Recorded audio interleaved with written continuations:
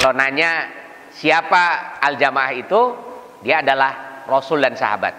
Apabila hadis ini memerintahkan kepada kita bahwa talzimu jama'atal muslimin wa imamahum, kita harus berpegang kepada jamaahnya kaum muslimin dan imam mereka, maka makna yang pertama adalah kita harus tetap berpegang kepada Rasul yang menjadi representasi dari al-jamaah itu dan sahabat-sahabatnya. Itu pokok. Makanya nanti istilah ahlus sunnah wal jamaah pasti beda dengan istilah syiah. Berulang kali saya sampaikan bahwa inti pokok dari ajaran syiah itu adalah penolakan terhadap sahabat.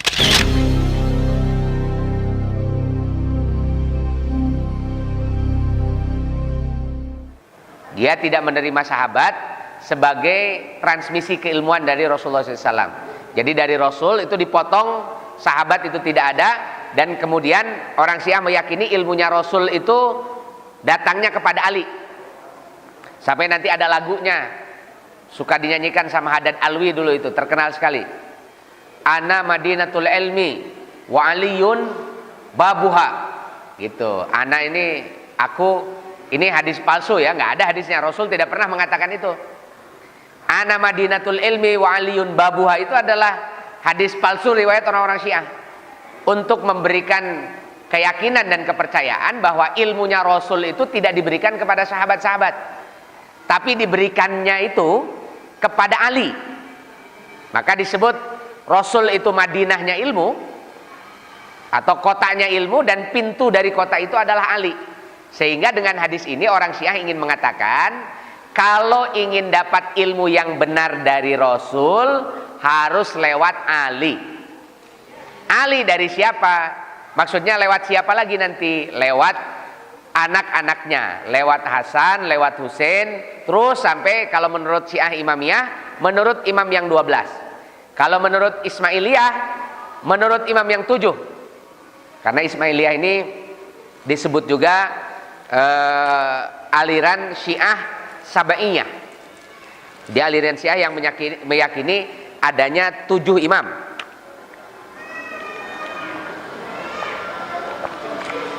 Nah, jadi mereka ini memotong sahabat, kemudian dikanalisasi ilmunya Nabi Muhammad SAW itu lewat Ali, kemudian lewat keturunan-keturunannya yang nanti disebut sebagai Ahlul Bait oleh orang-orang Syiah. Makanya kalau orang Syiah ditanya soal sahabat, mereka pasti akan berkelit dan mereka akan mengatakan sahabat-sahabat itu tidak punya otoritas, tidak punya kewenangan untuk menyampaikan ilmu, sebab mereka semua sudah berkhianat kepada Rasulullah. Khianatnya itu adalah ketika terjadi peristiwa Ghadir Khum. Nah, pada peristiwa Ghadir Khum itu orang Syiah meyakini bahwa Rasulullah menyampaikan wasiat kepada Ali, padahal cerita itu cerita yang juga dikarang oleh Syiah. Nah, Syiah ini kemarin tanggal 18 Zulhijjah merayakan namanya Hari Raya Idul Ghadir. Hari Raya Idul Ghadir itu hari raya memperingati Ghadir Khum. Itu ya tanggal 18 Zulhijjah. Nah, itu adalah riwayat yang dikarang-karang oleh Syiah yang mereka yakini sebagai sebagai satu peristiwa di mana Rasul mengangkat Ali, dan itu katanya ditolak oleh para sahabat, sehingga para sahabat itu dianggap sebagai pengkhianat, dan ilmunya Rasul tidak diberikan kepada para pengkhianat, kepada orang-orang kafir, tapi diberikannya itu kepada siapa? Yaitu kepada imam. Nah, imamnya itu Ali, lalu kemudian Hasan, Husain, dan seterusnya. Jadi imam-imamnya Syiah baik yang 7 maupun yang yang 12 ya. Ada juga nanti Syiah Zaidiyah yang juga imamnya agak sedikit beda-beda. Ini orang Syiah sendiri imamnya beda-beda. Dan Syiah itu di antara firqah-firqah dia termasuk yang pecahannya sangat banyak, sampai 33 pecahan. Jadi Syiah itu jangan dikira satu saja. Memang yang paling banyak dikritik, yang paling banyak dihantam oleh Ahlus Sunnah itu adalah Syiah Itsna Asyariyah atau Syiah Imam 12. Karena memang di antara Syiah-Syiah yang lain, yang paling banyak rujukannya, kitab-kitabnya paling banyak, paling lengkap dan paling serius dalam menciptakan kesesatannya, mendalili kesesatan mereka, itu Syiah Imam 12 dan juga Syiah Ismailiyah. Makanya nanti Ibnu Taimiyah menulis kitab Minhajus Sunnah Nabawiyah. Di dalam Minhajus Sunnah Nabawiyah itu kritik Ibnu Taimiyah dikhususkan kepada Rafidhah. Nah, Rafidhah ini adalah Syiah aliran Imam 12 yang sekarang memang jadi mayoritas di dunia. Jadi di dunia kalau nanya Syiah mayoritasnya apa alirannya, mayoritasnya itu adalah Itsna Asyariyah. Dan orang-orang Syiah itu tidak mengakui sahabat. Padahal makna al-jamaah yang pertama di dalam hadis dinyatakan ma'ana alaihi wa ashabi. Jadi yang disebut dengan jamaah itu Rasul ada di situ, sahabat-sahabatnya ada di situ. Nah, jadi ini penting sekali untuk jadi garis bawah bahwa ilmu kita harus lewat sahabat. Tidak boleh ilmu tidak lewat sahabat. Bahkan kita langsung kepada Rasul saja itu tidak bisa. Sebab kita nggak mungkin dapat ilmu agama kecuali lewat sahabat. Siapa yang tidak mengikuti Rasul dan menolak sahabat, maka mereka adalah kelompok yang pasti bukan bagian dari al-jamaah, atau kita tidak akan bisa menyebutnya sebagai Ahlus Sunnah wal Jamaah.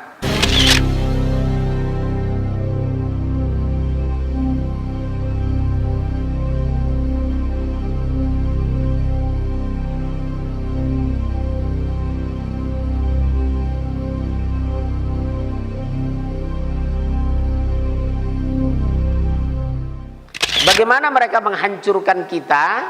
Satu, strategi di dunia ini apa? Satu, munculkan aliran sesat.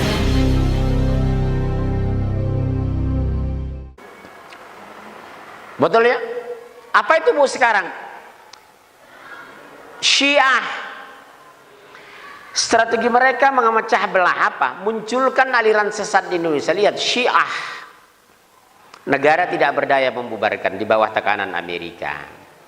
Syiah dipelihara oleh Amerika, Ahmadiyah dipelihara oleh Inggris. Betul? Mereka tahu Ahmadiyah Syiah aliran sesat, bukan dari Islam. Kalau sudah tumbuh nanti di Jakarta, di Indonesia dan daerah lain, bisa masuk politik belah bambu. Yang satu angkat, yang satu lepas, diadu domba.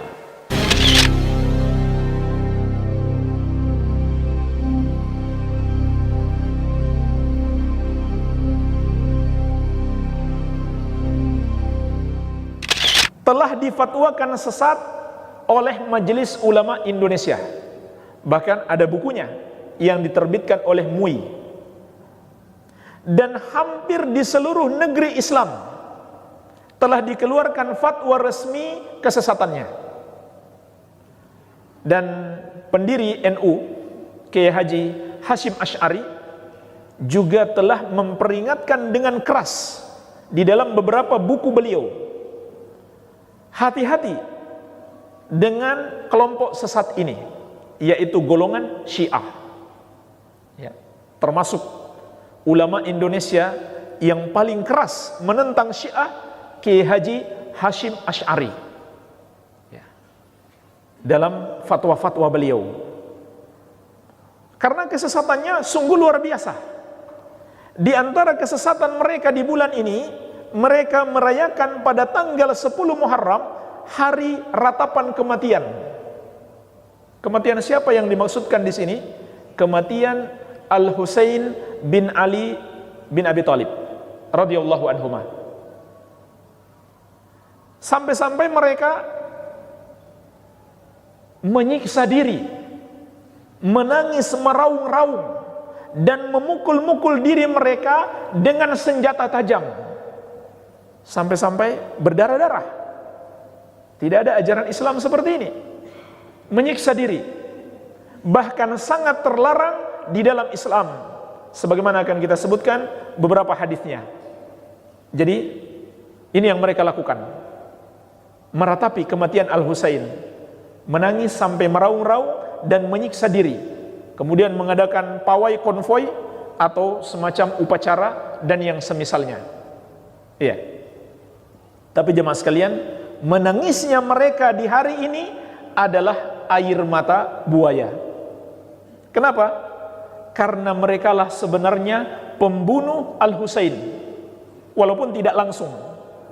Jadi sejarah kematian Al-Husain itu silahkan dibuka-buka buku sejarah. Al-Husain itu cucu Rasulullah SAW tinggal di Madinah. Kenapa beliau bisa terbunuh di Karbala, di Irak? Karena orang-orang Syiah ini menulis surat dalam jumlah yang sangat banyak kepada beliau untuk datang kepada mereka agar menjadi pemimpin mereka. Mereka berjanji akan melindungi dan mendukung beliau. Tapi apa yang terjadi jamaah sekalian? Ketika Al-Husain dan keluarganya sampai di tempat yang namanya Karbala, datanglah pasukan gubernur Irak ketika itu, kemudian membantai Al-Husain dan keluarganya. Kemana orang-orang yang mengundang beliau? Lari ketakutan. Mereka biarkan Al-Husain dibunuh. Mereka tidak melindungi dan membela seperti janji beliau. Jadi sebenarnya merekalah pembunuh Al-Husain. Mereka yang menyebabkan beliau terbunuh. Kok sekarang tiba-tiba sedih sampai meratap, sampai menangis-nangis? Air mata palsu. Iya. Karena mereka yang menyebabkan beliau terbunuh. Kemudian setelah itu penyimpangannya lebih dahsyat lagi, lebih parah lagi. Bukan sekedar perayaan ini yang mereka lakukan, sampai akhirnya Al-Husain dijadikan sebagai Tuhan mereka. Bapak ibu sekalian, gak usah heran kalau pergi umroh atau pergi haji, kaum muslimin bertalbiyah labbaik Allahumma labbaik. Jamaah haji dari Iran talbiyahnya lain, ya Husain. Lihat Ka'bah talbiyahnya ya Husain, labbaika ya Husain. Bukan hanya itu, mereka berkeyakinan, disebutkan secara tertulis dalam kitab-kitab mereka, bahwa berziarah ke makam Al-Husain itu lebih afdal 10 kali lipat dibandingkan pergi berhaji.